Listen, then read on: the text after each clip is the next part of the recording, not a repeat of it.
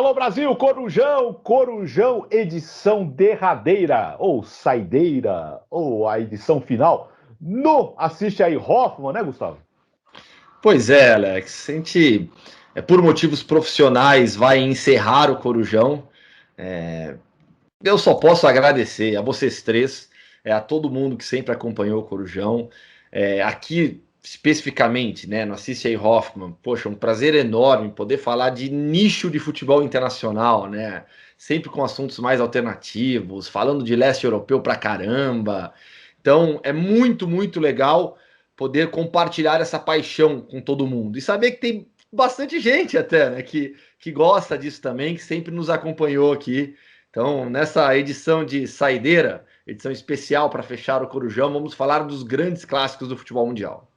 Muito legal. Então não é Corujão 31, é Corujão Saideira. Mas é mais bonito, é mais legal. E é claro, aqui a gente agradece sempre a grande audiência também no Assiste aí Hoffman. Corujão Saideira no Rafael Oliveira Futebol, que vai seguir lá com os seus vídeos. Vamos falar de quê, Rafa? É isso. Primeiro, um abraço para todo mundo. Realmente um prazer enorme fazer todos esses mais de 120 vídeos.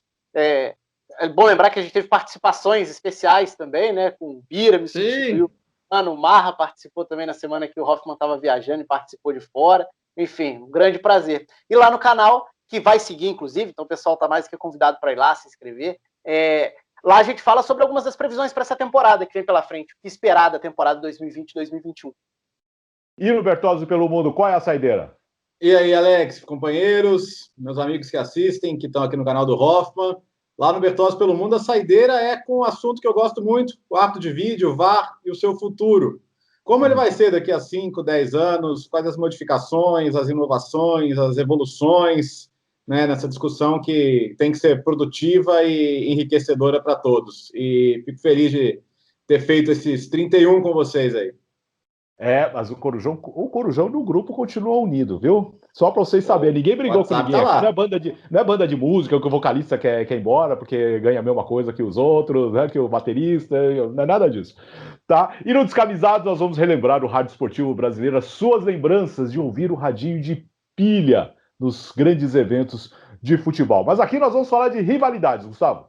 Pois é, porque nesse final de semana tivemos cenas lamentáveis, né, em Olympique de Marselha e Paris Saint-Germain. O Marselha venceu por 1-0, gol do Thauvin.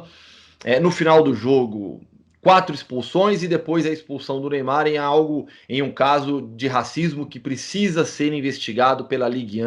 Não pode ficar apenas com as palavras ditas pelo Neymar e pelo Álvaro Gonçalves, zagueiro espanhol do Marselha. É algo que precisa ser investigado, precisa ser levado de maneira muito séria pelas autoridades na França. A denúncia do Neymar é muito séria. Mas o jogo expôs também a rivalidade entre o Olympique de Marselha e Paris Saint-Germain, que a gente já tinha sido notícia também na época da final da Champions League, quando o PSG chegou na decisão com o Bayern, e a prefeitura de Marselha proibiu que pessoas com a camisa do PSG circulassem pela cidade no dia da decisão para evitar confusão. Isso gerou muita repercussão, depois recuaram também, mas é curioso isso, né? A rivalidade ficou forte por conta desse crescimento esportivo do Paris Saint-Germain, mas não necessariamente é a maior rivalidade do futebol francês. E, sinceramente, não está também entre as maiores rivalidades do futebol mundial. E aí eu vou recuperar uma das matérias mais legais que eu tive a chance de participar, na época da saudosa revista Trivela. Bertozzi estava lá também. Aí tá aqui, ó, edição 32, outubro de 2008, faz tempo já. A gente decidiu fazer uma edição sobre os maiores clássicos do futebol mundial.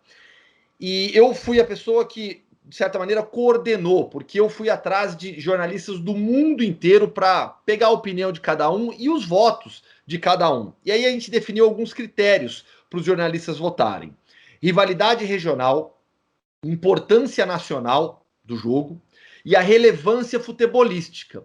Justamente para você não... Porque, assim, alguns clássicos regionais menores são pesados, mas não têm a mesma relevância futebolística de grandes clássicos do país. Então, esses foram os 3 critérios. Jornalistas do mundo inteiro votaram. Como que vocês querem fazer? Querem que eu passe o ranking do futebol nacional brasileiro e depois o internacional, ou ao contrário? Não, brasileiro não precisa, não. Vamos lá. Aliás, porque que tinha um detalhe também, que o clássico brasileiro, votado no internacional, ganhava mais pontos para o ranking nacional. Então vamos lá, eu vou passar o ranking internacional, e aí o Bertozzi e o Rafa começam a discussão. Em primeiro lugar, ficou Real Madrid e Barcelona. Tinha uma pontuação específica para cada colocação. Cada jornalista tinha que votar nos 20 maiores clássicos do futebol mundial, e aí ganhava uma pontuação. Então, o primeiro foi Real Madrid e Barcelona, 585 pontos. Muito próximo ficou Boca Juniors e River Plate, 576. E aí, na sequência, Rangers e Celtic, Milan e Inter, United e Liverpool, Galatasaray e Fenerbahçe, Roma e Lazio, Porto e Benfica, Peñarol e Nacional, Arsenal e Tottenham, fechando as 10 primeiras colocações. Depois, Olympiacos e Panathinaikos, Schalke e Dortmund, Ajax e Feyenoord, Liverpool e Everton, Juve e Inter, Real e Atlético, Estrela Vermelha e Partizan Belgrado, Juventus e Milan, Rosário Central e Nils, Benfica e Sport, Independiente e Racing, Al-Ahly e Zamalek do Egito, Olympique de Marseille e Paris Saint-Germain entrou como 23º no final das contas, Sevilha e Betis 24º, Juventus e Torino 25º. Diga. Não, acho que é sempre importante quando a gente fala em rivalidade, e acho que nesse caso foi ótimo que tenha sido dessa forma, porque realmente são coisas diferentes, né? Você falar qual é o maior clássico, qual é o maior jogo de futebol do planeta, qual a maior rivalidade, né? Então, você tentar comparar o que representa, às vezes, para menos gente, pode representar mais do que para mais gente um outro clássico de maior relevância. Então, sempre é importante. Mas eu acho que boa parte aí do que eu imagino tá aí nessas primeiras posições. Porque eu acho que é muito difícil que Real Madrid e Barcelona não seja o maior clássico do futebol mundial. Ainda que não necessariamente seja a maior rivalidade, mas ele também tem um aspecto que é muito importante dentro dessas rivalidades que saem do campo, né? Que vão para outros aspectos, dos mais diversos, inclusive. Inclusive, isso faz com que Celtic Rangers precise estar dentro dessa lista aí dos 5 primeiros, alguma coisa assim, acho que foi em quarto, alguma coisa assim, Hoffman pode corrigir. Ficou em terceiro, atrás de Boca e River e Real e Barcelona. E só um adendo, Rafa, não há clássicos brasileiros na lista porque, como eu disse, quando o clássico brasileiro era citado na lista internacional, ele ganhava pontos extras para o ranking nacional. Então a gente optou por fazer uma lista de clássicos brasileiros e uma lista apenas de clássicos internacionais. Não, é isso. Então, assim, eu estou bem de acordo com esse princípio. Eu acho Boca e River também uma rivalidade gigante. É a maior rivalidade, para mim, o maior sinônimo de clássico fora da Europa. E na Europa, Real Madrid e Barcelona. E aí tem muito também de como cada período histórico condiciona tudo isso. Se a gente for pegar essa última década, fica ainda mais evidente que o maior jogo do planeta é Real Madrid e Barcelona, porque em vários dos últimos anos, esse era o jogo mais aguardado, não só, entre aspas, pela rivalidade, mas pelo nível técnico, pela relevância mundial desse tipo de jogo. E aí, se a gente quiser fazer um contraponto a isso, por exemplo, o que não diminui, obviamente, a rivalidade nem a importância histórica, se a gente pega Inter e Milan dessa época para o Inter e Milan atual, você já vê uma queda na relevância, ou pelo menos na repercussão. Não é relevância a palavra, é repercussão. A repercussão mundial diminuiu por conta da década complicada que esses clubes passaram. Então, eu acho que tem muito disso também. O momento vai dizer muito na hora da definição de uma votação para esse tipo de ranking. Mas eu estou de acordo que, aliás, até para lembrar o que foi gancho para isso, né? O Hoffman falou sobre PSG e Olympique de Marseille não necessariamente fazerem a maior rivalidade da França, mas aí também é um aspecto interessante, que é a questão regional, geográfica mesmo. Uhum. É a rivalidade entre regiões do país, que acaba fazendo com que Marselha tenha essa forma de encarar Paris. Isso vai muito além da questão do futebol e acaba explicando um pouco desses ânimos, desse clima mais exaltado para um clássico que, futebolisticamente falando, acabou tendo uma história muito mais recente, até por conta da história mais recente do PSG também. Enfim, eu acho o tópico rivalidade excelente. Galatasaray e Fenerbahçe ficou em que lugar aí? É um que vem na minha cabeça rápido também. Galatasaray e Fenerbahçe ficou em sexto, né? Se a gente pegar esses clássicos mais alternativos, a gente tem Galatasaray e Fenerbahçe em sexto, da Europa, tá? Tem o Estrela Vermelha e Partizan em 17º. e tem Olympiacos e Panathinaikos também em 11º lugar. Que é outro que perdeu força também, né? Se a gente for olhar para o que aconteceu na Grécia, para o que Panathinaikos e Olympiacos representavam há uma década, ou mais do que isso, se a gente pegar a virada de século ali, quando o Panathinaikos ainda tinha time capaz de competir em cenário europeu, fazendo boas partidas. Aí você vê a queda, a crise na Grécia como um todo, recentemente o ressurgimento de outras equipes também entrando na parada, né? Depois daquele longo período de hegemonia do Olympiacos também. Então, a rivalidade grega, ela é das mais quentes, ela certamente é das maiores rivalidades, mas não está tão em evidência. E talvez esteja num período de grande baixa do ponto de vista de repercussão mundial. Eu tava pensando, acho que tem duas coisas relativas ao PSG e Marselha, né? O Rafa já tocou, que é a questão regional. Você tem outros clássicos no mundo também. América e Chivas, por exemplo, né? Chivas Guadalajara, também é uma rivalidade nacional e que é muito sentida, né? O América lá considerado o time da grana, né? O time poderoso. O Chivas tem aquela coisa do jogador, só jogadores locais, que é uma coisa que poucos times fazem no mundo hoje ainda, mas que o Chivas preserva. Então acho que tem muito a ver. E o outro ponto é de como disparidades de estrutura financeiras e de investimento aumentam o peso do resultado do clássico quando ele é vencido pelo time que fica muito tempo sem vencer. Eu vi muita gente falando, nossa, mas que exagero essa festa, essa comemoração da torcida do Olympique de Marseille, que foi para a rua, tomou até bronca porque não era para ir para a rua e tal, foi receber o time. Cara, imagina você não ganhar um clássico por 20 clássicos seguidos. E é o clássico é o jogo que você mais quer ganhar, cara. Falando, comemora porque não pode comemorar título. Sim, também. Pode ser. O Olympique de Marseille não vai ganhar outra Champions e provavelmente não vai ganhar a Ligue 1 tão cedo também. Então, queira ou não, é justificável essa alegria, essa festa como se fosse um título? Sim, é justificável. Porque pode não ser uma discrepância tão grande como ficou hoje Juventus e Torino, Barcelona e Espanhol, que quando acontecer a vitória, ela vai ter um peso gigantesco, né?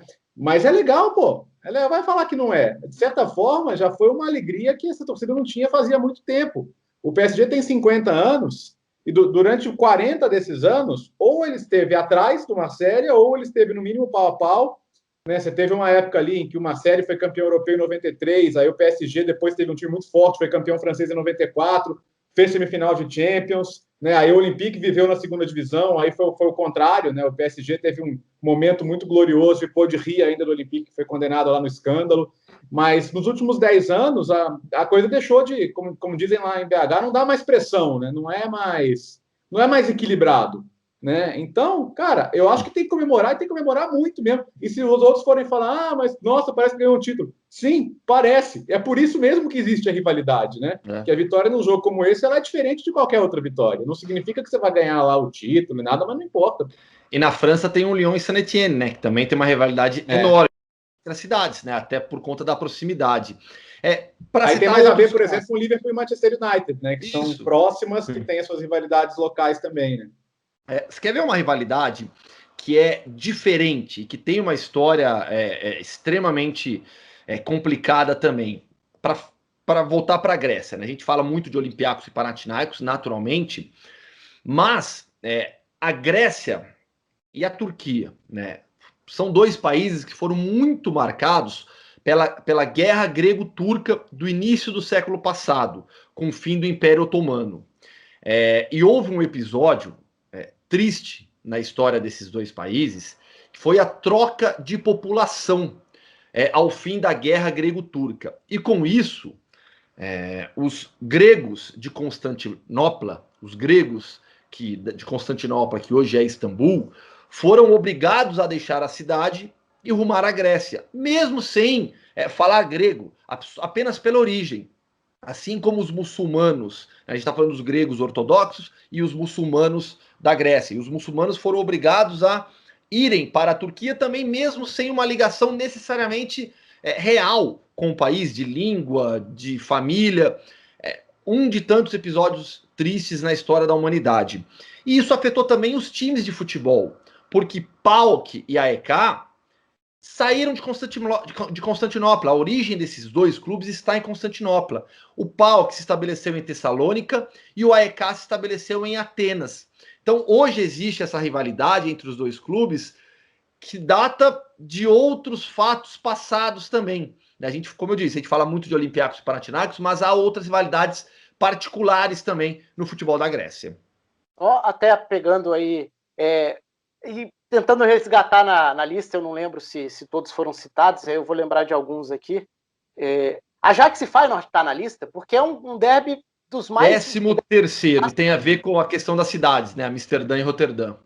Pois é, porque é um clássico que também envolve essa questão regional e que é gigante, embora tenha ficado um pouco ofuscado pelo fortalecimento do PSV a partir dos anos 70, né? Então, essa enorme rivalidade, que é a maior da Holanda, que é um país extremamente relevante para o futebol, talvez não seja o primeiro clássico que muita gente vai pensar, inclusive ao olhar para o futebol holandês, por conta do fortalecimento do PSV. Mas a rivalidade entre Amsterdã e Roterdã, essa rivalidade entre Ajax e Feyenoord é das mais relevantes, e acho que ela tem que ser lembrada mesmo. Aí, saindo da Europa, Nacional e Peñarol, imagino que esteja. Ficou na 9ª posição, Peñarol e Nacional. Que é também importantíssimo e é fundamental quando a gente vai olhar para fora da Europa. O Léo lembrou de América e Chivas, a gente já falou de Boca e River, que é uma lembrança natural. Tem o clássico de Teherã também, no Irã, que do ponto de vista de rivalidade também é relevante. O do Egito, que está na lista aí, que também é importante, né? Eu acho que são lugares importantes da gente pensar. O Ali Zamalek é um dos grandes clássicos do futebol mundial. Mais alguns, Bertozzi? Tem um derby com duas grandes referências musicais. Opa. Quero ver se você vai pegar essa. Que é o derby do Soweto entre Kaizer Chiefs e Orlando Pirates. Soweto, ele lembrou do Soweto. Que não tem nada a ver com o Belo, mas o Kaizer Chiefs dá nome a uma banda justamente por causa do time Kaizer Chiefs, né? Que o cara é fã do Lucas Radebe, torcedor do Leeds, né? E fã do Lucas Radebe, jogador famoso da África do Sul, que jogou no Kaizer Chiefs. E ele achou o nome legal e colocou o nome da banda de Kaizer Chiefs. É uma bandinha até com bastante seguidores. O Gustavo conhece mais dessa área do que eu, mas é uma banda com bastante popularidade também. Kaizer Chiefs e Orlando Pirates. No vídeo que a gente falou naquela época das seleções dos melhores africanos, os melhores jogadores. E a gente tem camisas aqui do Kaizer Chiefs e do Orlando Pirates. Foi citado, tá, na pesquisa. Ele recebeu 10 pontos. Ganhou a mesma pontuação do clássico do jogo de validade entre Bayern e Hamburgo. Aí tem a ver com o sul e o norte da Alemanha. Né? Outros jogos que foram citados, mas não entraram na lista. O América e o Chivas, que o Rafa já falou. Slavia Praga e Sparta Praga. Hajduk Split e Dinamo Zagreb. Bilbao e Real Sociedad. Hibernian e Hortz. Spartak Moscou e CSKA. Galatasaray e Besiktas, Genoa e Sampdoria, Besiktas e Fenerbahçe, West Ham e Millwall. West Ham e Millwall, se fosse para falar só de rivalidade, é um dos primeiros, mas relevância futebolística tem bem menos. Gustavo, e é um caso complicado de clássico que quase não acontece, né? Isso. Porque eles não ou se encontram numa Copa, raramente estão na mesma divisão, então quando o jogo acontece ele é mais pegado, né? Então tem vários outros clássicos aqui. Eu vou citar os 10 primeiros do Brasil, que o pessoal deve tá coçando, né? Vamos lá. Na lista aqui entraram. Vou citar os 11 primeiros, tá? Vocês vão entender. Pela ordem. Grêmio e Inter ficou com 451 pontos. Palmeiras e Corinthians, 427. Flamengo e Fluminense, 412. Aí depois, Flamengo e Vasco, Atlético e Cruzeiro, São Paulo e Palmeiras, Bahia e Vitória, Corinthians e São Paulo, Atlético e Curitiba, Corinthians e Santos, Guarani e Ponte Preta. Por isso que ele citou. Por isso que ele citou 11. Sabia que era por isso. Agora, nessa lista, o que eu acho é que Atlético e Cruzeiro está muito embaixo. Deveria estar mais lá em cima. É um dos primeiros clássicos, até pela questão de dividir cidade, dividir estado, né? O Grenal tem como algo muito forte também, e que eu concordo, para mim, o sinônimo de rivalidade do futebol brasileiro, talvez a mais quente, a mais polarizada seja a do Grenal mesmo, mas eu colocaria Atlético e Cruzeiro logo na sequência por esses componentes, porque quando a gente olha para Rio e São Paulo, você tem isso mais diluído, né? Pela presença de outros clubes gigantes também. E é um caso de mobilidade dos rivais, né? Porque a ascensão do Cruzeiro ela tem muito a ver com os anos 60, a construção do Mineirão. Antes disso, o Atlético e América era o clássico das multidões, né? E depois disso mudou. Aqui em São Paulo, essa pesquisa é de 2008, né, Gustavo? 2008. Corinthians e Palmeiras, durante muitos anos, parava a cidade, né? Mas continua parando. O Corinthians e Palmeiras é insuperável. Então, Para mim, é insuperável no estado. Tem um apelo menor hoje. Enfim, não acho, Alex. Discordo. Eu acho. Eu já acho. Para mim não há clássico.